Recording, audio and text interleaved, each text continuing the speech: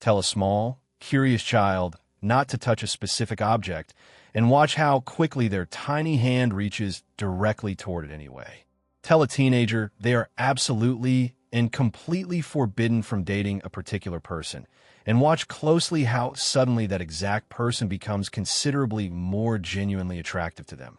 Tell an ordinary adult they simply cannot possibly have something, and notice how surprisingly badly they now want it, even if they never actually wanted it especially much in the first place.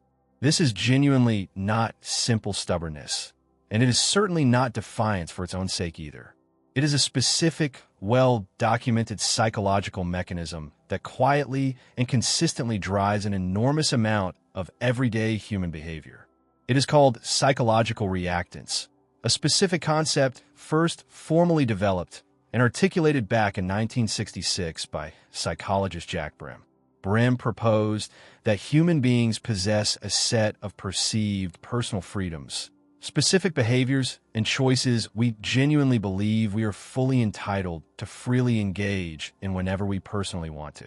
The moment one of those particular freedoms feels genuinely threatened or directly restricted by an outside source, whether that source is a parent, a rule, a law, or even a simple piece of unsolicited advice, we experience an uncomfortable motivational state called reactance. This uncomfortable state then powerfully and often unconsciously drives us to restore that specific threatened freedom, frequently by doing the exact restricted thing more strongly than we ever otherwise would have.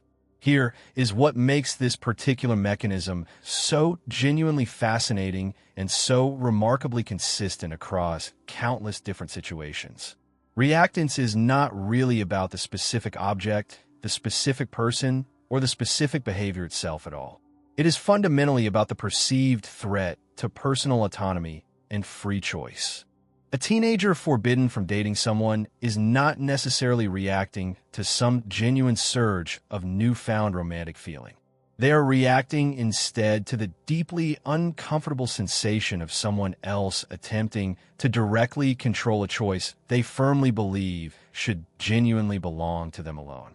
The forbidden partner essentially becomes a convenient symbol of reclaimed personal autonomy, entirely independent of how objectively suitable or unsuitable the particular partner actually is. This exact same underlying mechanism helps explain the well-known Romeo and Juliet effect that relationship researchers have specifically studied and documented. Multiple separate studies have consistently found that romantic couples who face strong, direct parental disapproval frequently report feeling considerably more intensely committed to one another, at least in the initial short term, precisely because that outside parental opposition triggers meaningful reactance in both partners simultaneously. The forbidden nature of the relationship itself paradoxically strengthens the emotional bond, entirely separate from whatever the couple's actual underlying compatibility genuinely happens to be. Consider a fairly common example involving dieting and forbidden foods. Someone who decides to completely and rigidly eliminate a specific favorite snack from their diet often reports thinking about that exact food considerably more often than before, not less, precisely because the mind now perceives that food as a genuinely restricted, off-limits freedom rather than simply a neutral, ordinary choice among countless others. This particular pattern helps explain why many strict, rigid, all-or-nothing diets frequently fail over time, while more flexible, moderation-based approaches that still preserve a meaningful sense of genuine choice tend to be considerably more sustainable for most people over the long run. Marketers and advertisers have learned to deliberately and quite skillfully exploit this exact same psychological mechanism for real commercial advantage. Phrases like limited time only, while supplies genuinely last, or exclusive access for members only all work specifically by subtly implying a meaningful restriction on personal freedom and choice. The moment a product feels genuinely scarce or difficult to obtain, consumers experience mild reactance, and purchasing that specific product becomes one convenient, immediate way to symbolically reclaim a small sense of threatened personal freedom and autonomy, even when the actual underlying product itself is not genuinely all that different from countless other widely available alternatives. Social media platforms have also learned to apply this same underlying principle in subtler, less obvious ways. A notification warning that a limited number of spots remain, or a countdown timer visibly ticking down toward a specific deadline, both quietly manufacture a small sense of restricted freedom, even for products or opportunities a person had genuinely shown little real interest in only moments earlier. The scarcity itself, whether entirely genuine or simply artificially manufactured for effect, reliably becomes considerably more psychologically persuasive than the actual underlying value of the product or opportunity ever was on its own. Reactance also plays a genuinely significant, well-documented role in public health messaging and communication, sometimes with real and measurable unintended consequences. Health campaigns that rely heavily on strong, direct, forceful commands, phrases like "you absolutely must quit smoking immediately" or "you're simply not allowed to eat that," can occasionally backfire and actually increase the exact unwanted behavior in certain individuals, precisely because the forceful, commanding language itself triggers meaningful reactance rather than genuine, lasting behavioral change.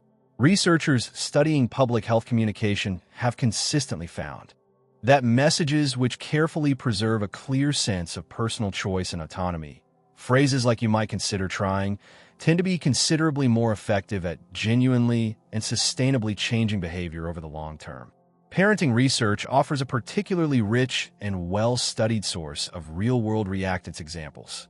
Young children who are simply and directly told no without any further meaningful explanation whatsoever tend to show measurably more defiant behavior than children who are given even a brief, simple reason for a specific rule or particular restriction.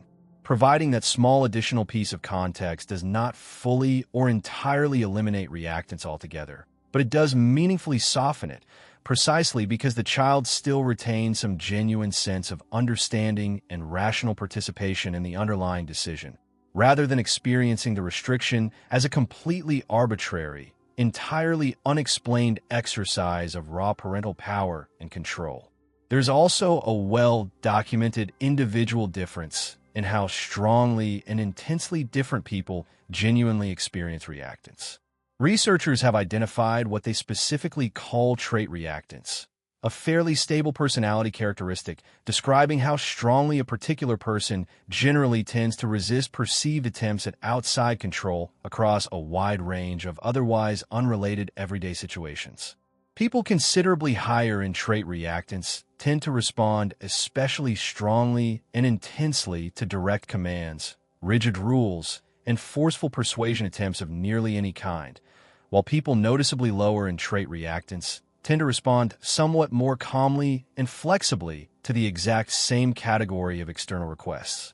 Understanding reactance offers a genuinely practical communication tool that extends well beyond simple academic psychological curiosity. When you personally need to meaningfully influence someone else's specific behavior, whether that is a stubborn child, a resistant coworker, or even your own occasionally defiant self, deliberately preserving a clear, genuine sense of choice tends to work considerably better than issuing blunt, forceful commands. Offering 2 or 3 carefully reasonable options instead of one single rigid demand, clearly explaining the underlying reasoning behind a particular request, and consciously avoiding absolute, black and white language like "you must," or "you can never," all meaningfully reduce the underlying threat to personal autonomy that reliably triggers reactance in the first place. Recognizing reactance clearly in your own personal behavior can also be genuinely clarifying and quite useful. The next time you suddenly find yourself fiercely defending a specific choice, a particular product, or even a specific romantic partner with unusual intensity, it is genuinely worth calmly pausing for a moment to ask yourself directly, do I actually and truly want this thing for its own sake? Or am I simply unconsciously reacting to someone else's clear attempt to directly control my own personal choice? If this finally and clearly explains why forbidden things suddenly feel so much more genuinely appealing, hit like, Share it with someone who always seems to want exactly what they cannot have, and subscribe for more real psychology explained clearly.